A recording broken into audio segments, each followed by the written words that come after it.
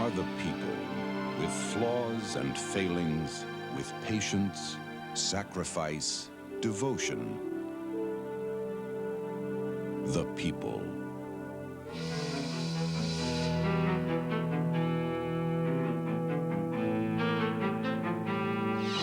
They get out the ore and send it to smelters, the converters whereby the hands and craft of furnace crushers and hot blast handlers, ladlers, puddlers, forgers, grinders, there is steel.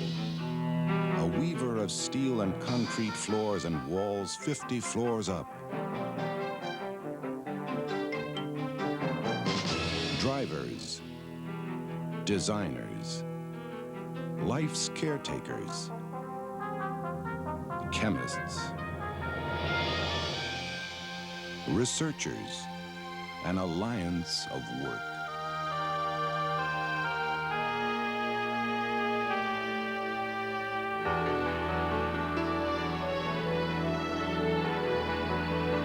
The people.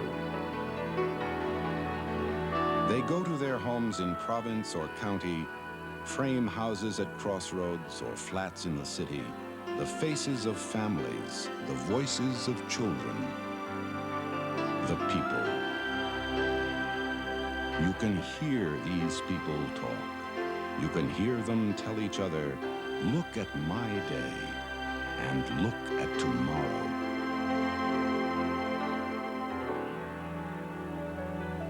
In the past, I think that outsiders as well as the members within the steelworkers themselves, they got the impression when they seen the seal of the United Steelworkers that they were all steelworkers. Everybody worked in a basic steel plant. Well, that wasn't true then, and it isn't true now, and we're going to be a mighty union for all of the people.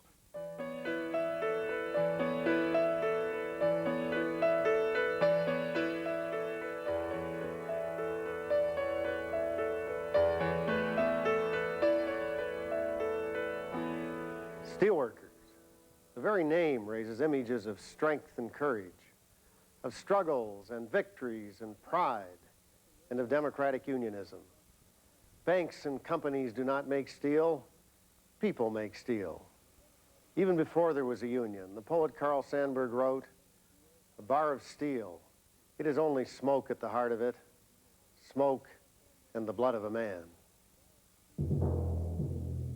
We became a great union for all the people, but not without great struggle, where there was much to overcome. Before there was a union, an industrial town was owned, lock, stock, and barrel by the company. Isolated in islands of autonomy in an otherwise free continent, all we knew were 10-hour days of dangerous toil.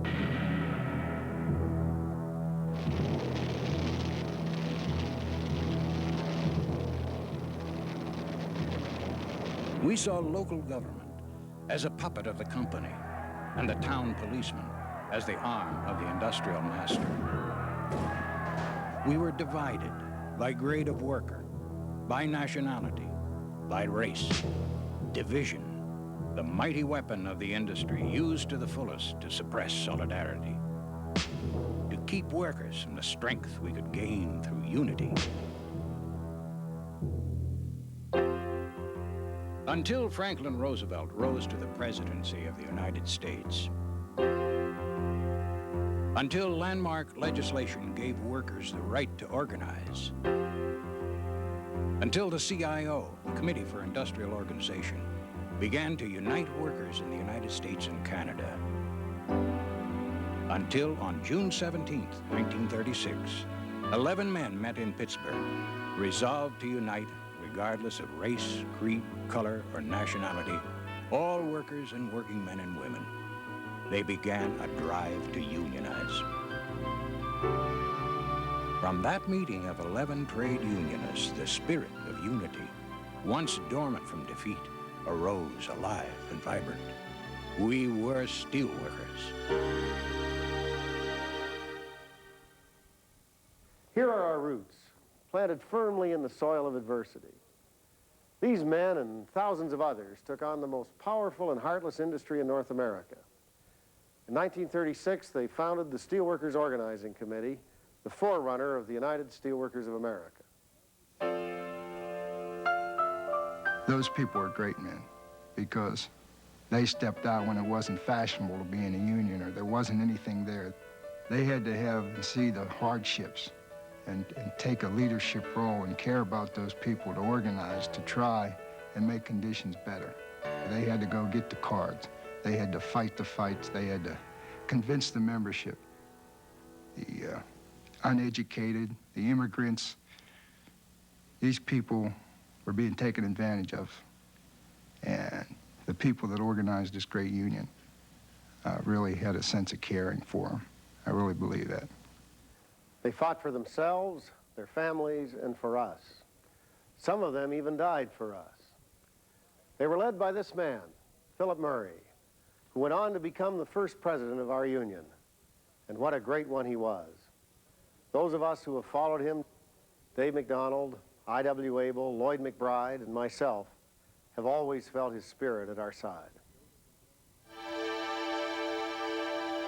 Well, when I first joined the United Steelworkers of America, I saw nothing but black people doing labor work. Not only black people, but all minorities.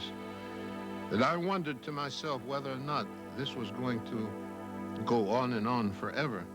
Well, I didn't have to wonder too long because we had enough of progressive thinking white people who linked up with the black people and other minorities, and they decided that the change had to come, and the change had to come then. This spelled unity, and this was the thing that we admired.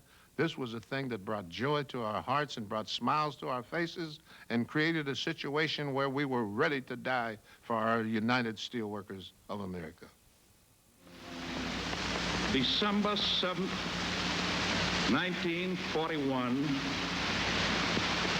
a date which will live in infamy. It was difficult times. We had just bought a home and we almost lost it, and that was the reason I went out to work. I had no problem getting in, and they hired me and they trained me to be a crane operator. And I went into a 20-ton crane, and from there they bought a great big 60-ton crane, and I moved into that. And I spent 26 years there. And I'm sure happy that they had a union, because I fought plenty, you know, and if I didn't have my union behind me, I don't know what would happen. It happened in stages of struggle. First, the 40-hour week and pay for working overtime. And then we got one paid holiday to spend at home with the family. Well, I remember when I first began working, I started working at 40 cents an hour. And you can see I had no hospitalization benefits. That's all I had to bring home. All this and many other things were changed through the union movement.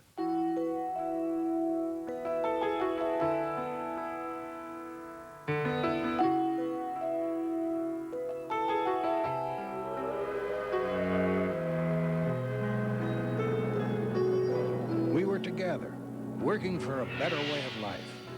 Our show of strength, begun in the workplace, now extended into Congress, into Parliament. We were a mighty voice for all working people. We wanted social change across North America, and we got it. Safety in the workplace, adequate pensions for our retirees, improved health care, better education for our children, and the hope that comes with opportunity. We changed the lives of millions of people across North America by speaking up, by fighting for the rights of working people. We were the people, the steelworkers. These are new times with ever-shifting new problems for us and for all working people. One bright hope is the International Union itself. We recognize not only the past, but the present and the future. That's why we merged with other unions, why we are aggressively seeking to organize men and women in new industries who need the benefits of being our brothers and sisters. Today's workplace is changing and complex. You may do your work with a crane or a computer or a microscope or a hammer, but one thing is sure.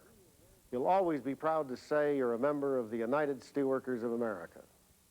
Being a steel worker, to me, means belonging to one great union, that to me is like my second family. It's like a family that I have at work other than my real family, and it's real brotherhood. We care for each other, we breathe for each other, we hurt for each other, and in all, that's what union's all about. And we're always striving to organize the non-unionized people, regardless of where they come from.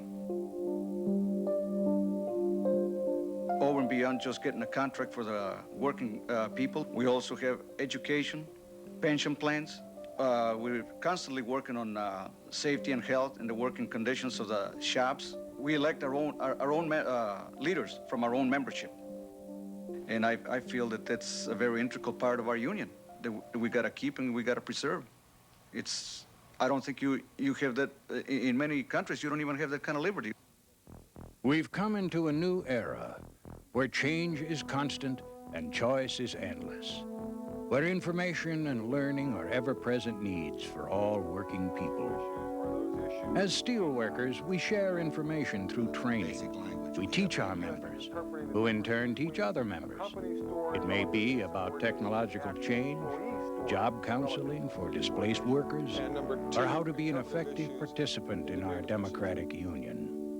Well, that worker, after coming off of a seminar, a weekend seminar, taking a basic stewards training, may be an individual, a brother or a sister that didn't even really know what a union was all about until he was elected. And he goes to that weekend seminar, and he can walk in that following Monday morning, and he can talk to that foreman, and he's not afraid. He realizes that he has rights, and his rights are to protect the rights of his members. And so that the education gives them that area of confidence as well as that area of expertise, because the steelworkers have realized that the real push is in the members. And the more they're involved, the better we all get.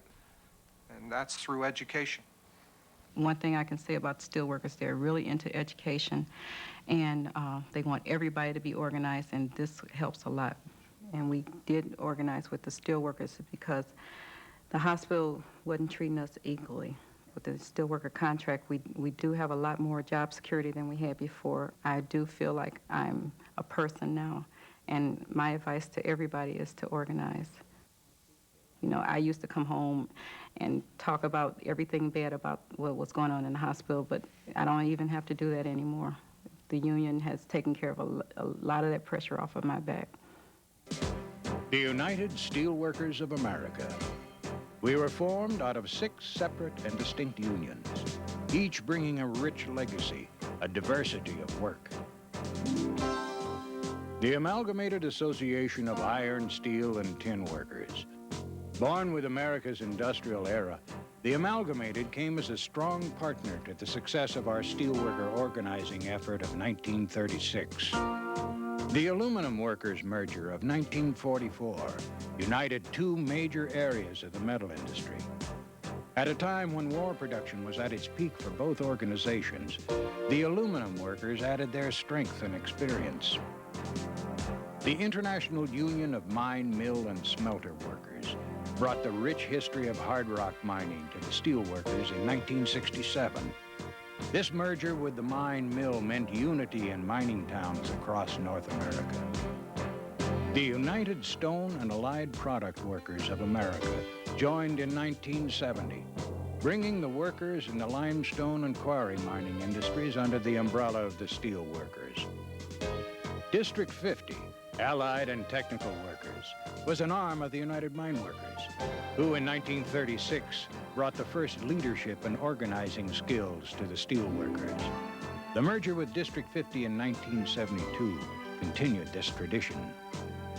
The Upholsterers International Union of North America, a more than century-old tradition of trade unionism in the United States and Canada, came under the banner of the United Steelworkers of America with this merger in 1985. Ahead is a limitless future in a democratic union where every member has a vote. We have the success of democracy. We have the strength of unity. We are the people, the steelworkers. If it weren't for unions in our country, what would we have? And I think if you're I don't care what union it is, if you belong to it participate in it. It's only as strong as its membership. Para mí, ser miembro de los trabajadores del acero es un orgullo muy grande que siempre he tenido yo en mi corazón. I can stand up in pride and say I'm a United Steelworker because I know they're standing for the people, not just their members, but all the people in this country. I believe the union represents people and what you believe in. And if you believe in it, you should fight all the way. And that's what the union does for us. The Steelworkers is hope, pride, love, and the future.